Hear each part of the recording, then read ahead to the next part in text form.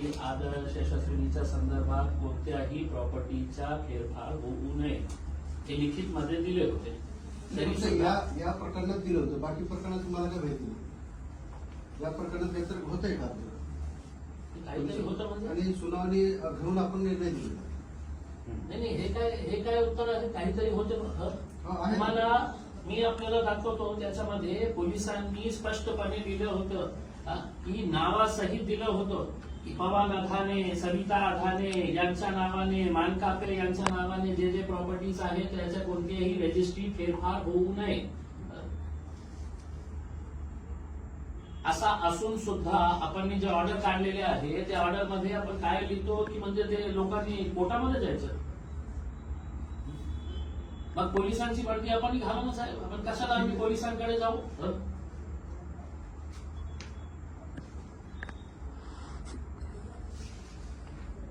तर आम्ही indefinite hunger स्ट्राईकवर सगळ्यांना घेऊन बसणार आहे.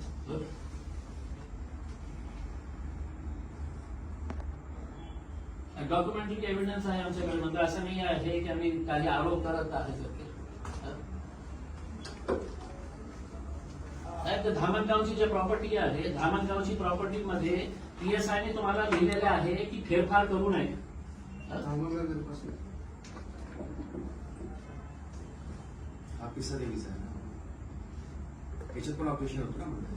पिसा देवीमध्ये ठेवीदाराची 12 ठेवीदारांनी लिखित मध्ये दिलं होतं.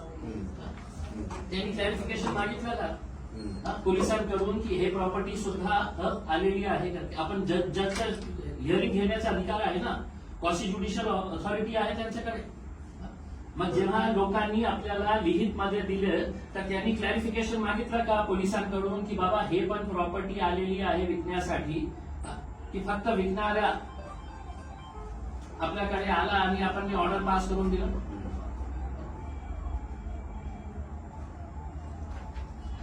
दोन्ही फेरफार पुनर्निर्देशन करू आणि करू. नाही साहेब, असं नाही आहे. आता किती प्रॉपर्टीज आहे हे म्हणतं की म्हणजे धामणगाव माझ्याकडे नाही आहे. आता आमच्याकडे जे प्रॉपर्टीज आलेली आहे त्याच्यापैकी 3 प्रॉपर्टीजचा मी दाखवले. मी आपल्याला एक प्रश्न सोपा विचारतो. पीएसआय साहेबांनी आपल्याला पत्र दिले कोणत्या प्रॉपर्टीमध्ये? या प्रॉपर्टीमध्ये गणेश नानासाहेब शिंदे, त्याच्यामध्ये पीएसआय म्हणतो की नाही, पीआय म्हणतो की नाही, म्हणजे या दोघांमध्ये आता त्यांच्याकडे प्रकरण आलेलं आहे. 2 डॉक्युमेंट त्यांच्या समोर आहे सर. की एक पीएसआय म्हणतो की फेरफार करू नये, त्यांनीच लिहिलेले आहे. पीआय म्हणतं की ते आरोपीच नाही आहेत. मग त्यांच्या जजच्या कुर्सीवर बसल्यानंतर त्यांनी क्लॅरिफिकेशन मागायला नको होतं का? आणि हे एफआयआर मी रजिस्टर केलं सर. हे नाव मी टाकलेलं आहे. आरोपी 14 नंबरचा आरोपी जे आहे नीट टाकलेला आहे का?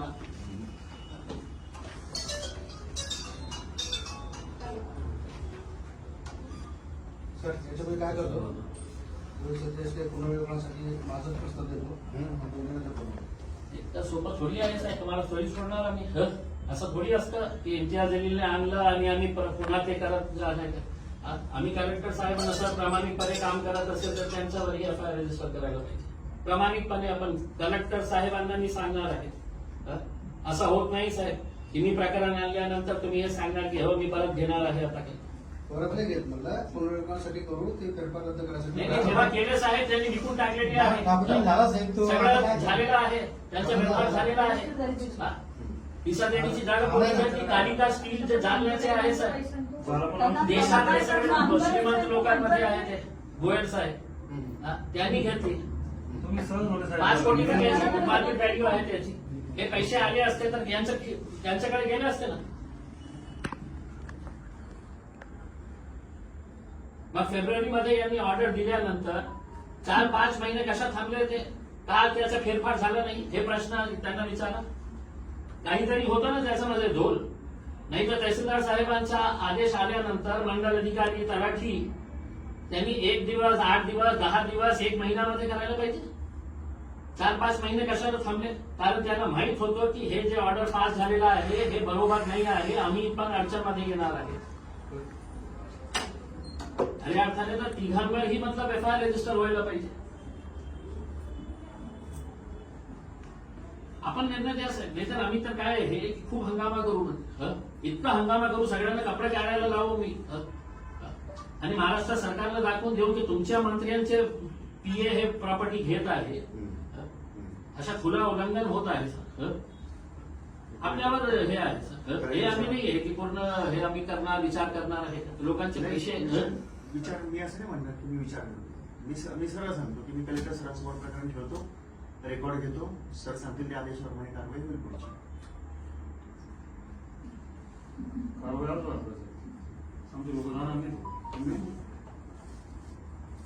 कारवाई होणारच ना, जे दोषी असतील त्यांच्यावर कारवाई होणारच. प्रायमा फेसी सर, आपण ज्या खुर्चीवर बसलेले आहे प्रायमा फेसी आपल्याला त्याच्यामध्ये दिसतं ना. असं भ्रष्टाचार गैरप्रकार म्हणून दिलं सर. ठेवीदार सर असे संपले आमची घेणारे म्हणजे कोण आहे सर? मंत्रीचा PA कुणाची हिंमत असणार आहे? त्याला एक फोन केला तर हो साहेब मी करून देतो, केलं असेल. पोलिसांचा मुलगा जे पोलिसांसाठी हफ्ते वसूल करतो, पूर्ण पोलीस डिपार्टमेंटला विचारा तुम्ही, सडकच्या त्या माणसाला विचारा की काकासाहेब पंडित कोण आहे. बोली लागतो सर. मतलब एक कॉन्स्टेबल म्हणतो की तुझ्या पोलीस स्टेशन में 3 लाख रुपए में जमा करूंगा, तो ये जाता है और बोलता है की मैं 3.5 लाख रुपये जमा करके दूंगा.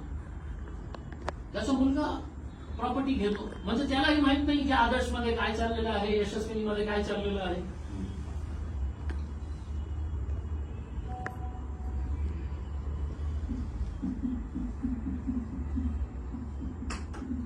आम्ही न्याय घेतल्याशिवाय जाणार नाही.